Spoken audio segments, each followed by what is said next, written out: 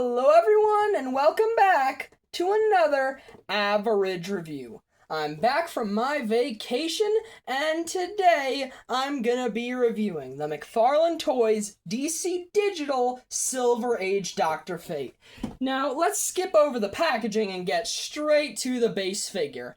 Now mostly this is just a reuse of that Blue Beetle Booster Gold body mold, which I'm fine with. It's a pretty good body mold, and unlike the Nightfall Nightwing, it actually doesn't interfere with the details of this figure.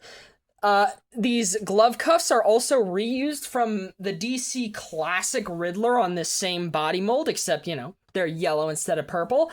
And there are, of course, some new pieces along with it, like this collar along with his little amulet, along with the wired cape, and, of course, that spectacular helmet. Turning up the brightness for a second, you can actually see that Dr. Fate's eyes are painted in that, completely white color. No pupils or anything. I gotta say, it looks a lot more normal on Batman since you can't see his normal eyes, or at least his normal eyelids under the mask. In this one, it looks a little strange and creepy, but I don't know. I've seen a bit of Dr. Fate art where he looks like this, so it's fine by me. And hey, maybe it's just magic stuff. I don't know, have you ever met a real sorcerer? I haven't. Now, in terms of the painted detail, since there's not much to go over in terms of sculpting, I overall really like it. I love the shades of blue and yellow they chose. It's just perfect for Dr. Fate. Something I'm not so much a big fan of, though, is this belt buckle, since it's only painted on with a black outline. I would have preferred if they, had an actual sculpted belt buckle on there. And, I mean, there's probably a piece from one of these Blue Beetle body reuses that just pretty much looks like this, so I don't see why they didn't. One thing I can't complain about, though, is the wired cape. Now, I'm not going to be talking about its posability, but the point is, it looks great. It's nice and shiny and fitting of a sorcerer like Dr. Fate. So, granted, not so much to say about the sculpting and paintwork since it's overall pretty simple, and moving on to the articulation, it's gonna be mostly the same thing, since there's been a bunch of figures on this body, and I've already reviewed one of them, the Nightfall Nightwing.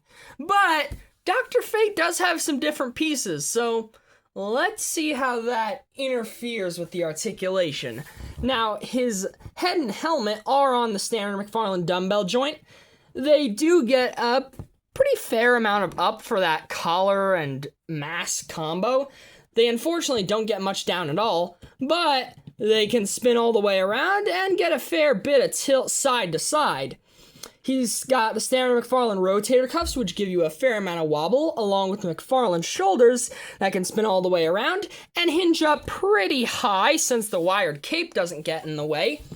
He's got bicep swivel, which gives you turning all the way around, double jointed elbows with a pretty good bend. I will say, this cuff piece does not get in the way of the articulation at all, and the McFarlane wrists that can spin around and hinge in pretty much every direction depending on how you point them. He's also got the standard McFarlane diaphragm joint and ball jointed waist. They don't get that much hunch forward, but they do get a pretty good amount of arch back. Here's what a flying pose would look like. It's overall pretty good. He also gets tilt and twist side to side at both the upper and lower torso. He's got the standard McFarlane hips, which can kick forward a bit under 90 degrees, but still pretty good. They can get a perfect split, and they have a fair amount of rotation. He does have double jointed knees with a pretty dang good bend, along with the McFarlane ankle articulation that can spin around, hinge forward and backwards, pivot side to side, and of course, toe articulation. So, yeah, not really much different about this Dr. Fate compared to really any figure on this Blue Beetle body mold, but hey, there are a couple differences, mainly in the head and neck. But hey, if we're talking about posing, we gotta mention the spectacular wired cape.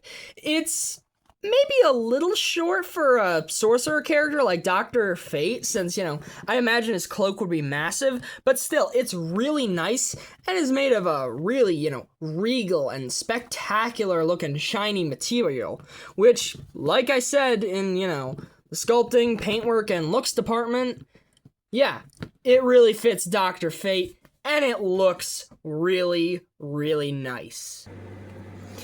Moving on to the figure comparisons, and we of course have to start out with the standard male and female comparisons for this series, the Hasbro Marvel Legends Renew Your Vows Spider-Man and Spinneret.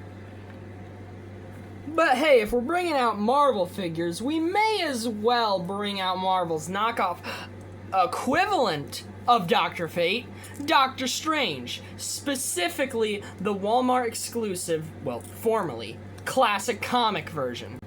Doctor Strange was also co-created by Steve Ditko, just like Spider-Man earlier. Now, which do I prefer between Fate and Strange? Well, Doctor Strange uses all three primary colors, while Dr. Fate only uses two. I think that makes the decision pretty clear. Now, since this Dr. Fate is branded as a Silver Age Justice League version of the character, we may as well bring out some classic Justice League characters. Of course, starting out with Superman, specifically the Page Punchers Superman 78 and Fleischer Studios versions from McFarlane. Of course, to cap off the world's finest, we have Nightfall and first appearance versions of Batman. And unfortunately, the only McFarlane Wonder Woman I have is still the Last Night on Earth's version. And also the DC Rebirth Flash and Collector Edition Green Lantern with the John Stewart head. Although, speaking of Flash and Green Lantern, we have Jay Garrick and Alan Scott, since I'm definitely going to be putting this Dr. Fate in my Justice Society display. And for the two Target exclusive JSA members, we have Wildcat and Hourman, who's rocking a pretty similar cape to Dr. Fate. Oh yeah, also here's Al Pratt, the Atom from Mattel's DC Universe Classics. For a JSA adjacent villain that fits pretty well with Dr. Fate though, we have Solomon Grundy, albeit specifically the one from the Batman Arkham City video game.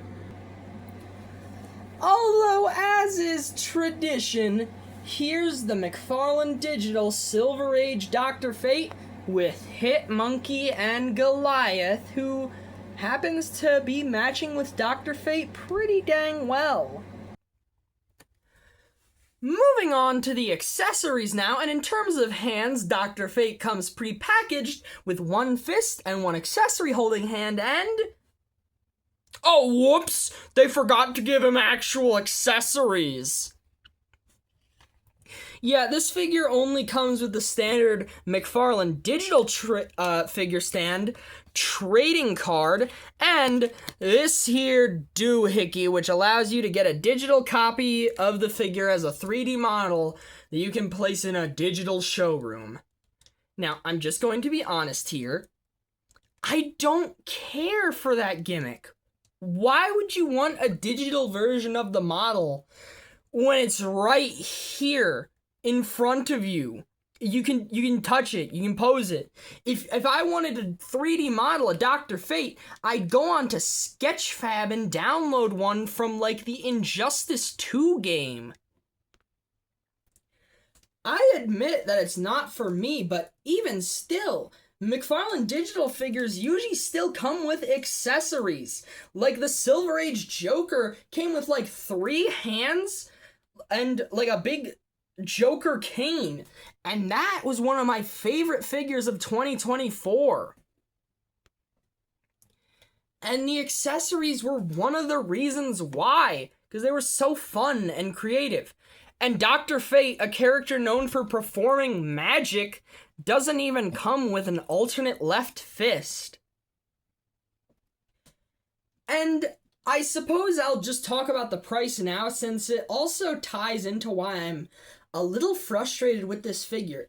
The price on the McFarlane digital figures has increased to $30, which, I mean, this and the digital Two-Face come with nothing, which is way less than what the figures came with before the price hike. Like, I get it. The economy's in a bit of a rough spot. I know nothing about it, but I know it's in a rough spot. And importing stuff, also a rough spot. But still, it's a massive company. You can give him like an alternate hand. I don't know.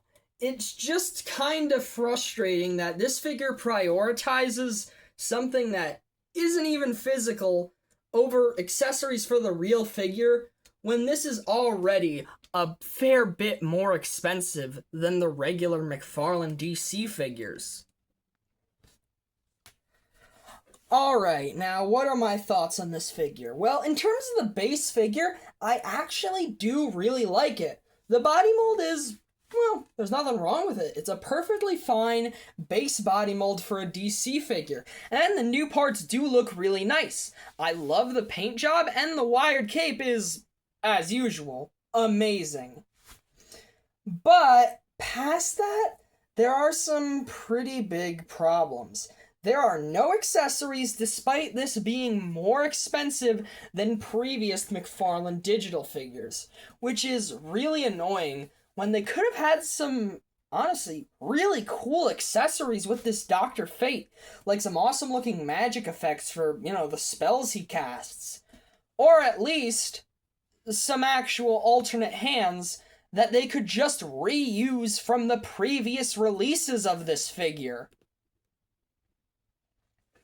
Literally, I think most versions of the Blue Beetle and Booster Gold body mold come with the same array of alternate hands,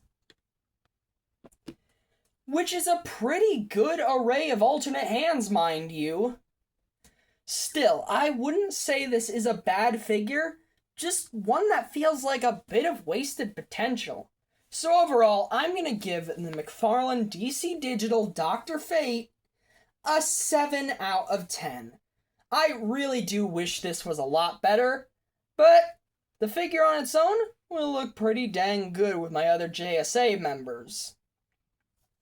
So hey, if you're still here, well, thank you for watching, and second of all, have a great day, 'cause you deserve it. Bye-bye!